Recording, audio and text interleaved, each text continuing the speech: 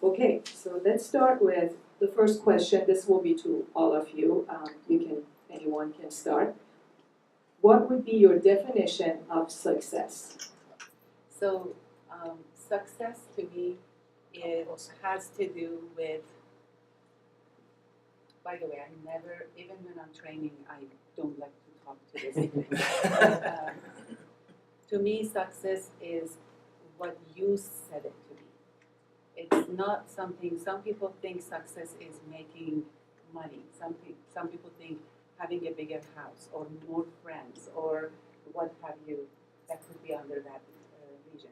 To me, making a person happy or make them successful in their, let's say, in their goal is what I consider to be success. So when I set my goal every morning, and my mornings, I spend about 5 minutes setting my intention that morning. And when I'm doing that, I try to see what is it that I can do today that not just fulfill my own self, but also the life of other people that surround me. And that I consider it to be a successful day. So I'm Rosa Curtis Martin. My definition of success goes back to one of my all-time idols, Eleanor Roosevelt. And in the 1920s, she said something to the effect of, she correlated it to happiness and to meaning. And she essentially said, in life, the most important thing in life is not happiness. The most important thing in life is meaning, creating meaning in your life. And happiness is a byproduct of that. And to me, that rings true, right? So when you live a life that you have created a sense of meaning for, that's a successful life.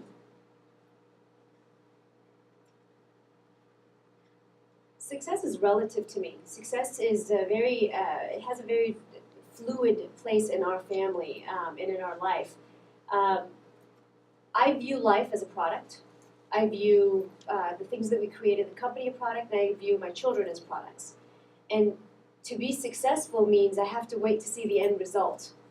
And I'm not there yet with the 3 things that are most important to me.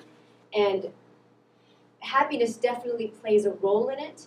As long as every day I can maintain my happiness, I also have to make sure that I see my failures and learn from them. And that's what makes me more successful every day. If I can look back and see, did I do that correctly? If I didn't, where did I go wrong? What do I need to do differently? And how do I push forward?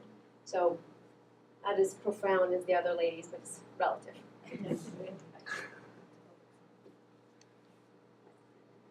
Okay. Well, that's a good segue into the next question, which is, how do you define failure? I set it up for you. Thank you. Without the intention. Do you want me to take that one? Yes, please start. Take as long as you like. Oh, wow. We'll be here for a little while. A lot of failures. Failure is a very important thing in our life. Being in a startup world, being in a software culture, failure is what you want. Because unless you have had enough failures, you can't possibly know when you're doing something correctly. I think Iranians have something that says, Pirand parikari. How do you say that? Chanto Piran Puri. Yeah, that one, right? That one is very much related to your failures. If you have failed and can't assess it appropriately, then you won't be successful. Going back to the success. The way we look at failure in my company is that let's sit down and branch it out. Let's talk about what went wrong. Then from there, let's take the bits and pieces of what worked and restart that whole thing again. So failure is very important. You gotta fail to succeed. I'll take it next, just to help her. It's popcorn No, style. popcorn. So I need help. Every time that we have a failure, and believe me, we have a lot of them, we do something called reverse engineering. So when there is a failure, we go back and we walk it backwards. You mentioned that I do have a Six Sigma green belt. It's called failures happens when there are hidden factories in your procedure and you're just not aware of it.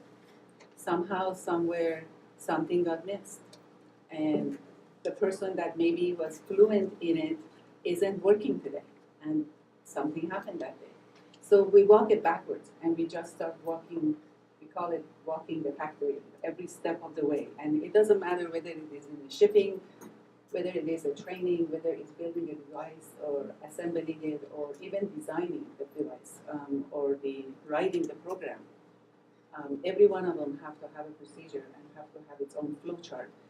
And that's at the business level, but at interpersonal level, if we didn't fail and rebuild ourselves, we call it rejuvenation. So we rebuild so we can be better. And if you didn't fail, you're not alive. We are here because we don't know what to do. We are walking our journey, and every single day we are making mistakes. Let's just hope that our mistakes aren't that big that would hurt other people. And the way I look at my life and my children, we worked on, my husband and I, we decided that, you know what, let them make little mistakes when they are little. Because the more they do, and the bigger decisions they make when they're little, the consequences are a lot smaller than when they are older making, because it just gains them that much understanding and the knowledge of what to do. They call it being street smart, but to me it starts from beginning when they are that 2-year-old, the 3-year-old, and the 4-year-old.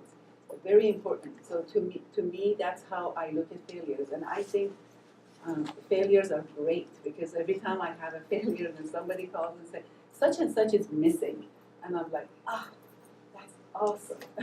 Let's see how we can fix this. So, Rosa, take it away. On that note, so for me, failure is not living up to your potential as a human being, period. Not living up to your own potential as an individual on this planet. And with that, someone who comes to mind, one of my favorite people of all time, was Nelson Mandela. And he had this wonderful saying. He said, I don't lose. I never lose. I either win or I learn. Right? So that's how I approach life.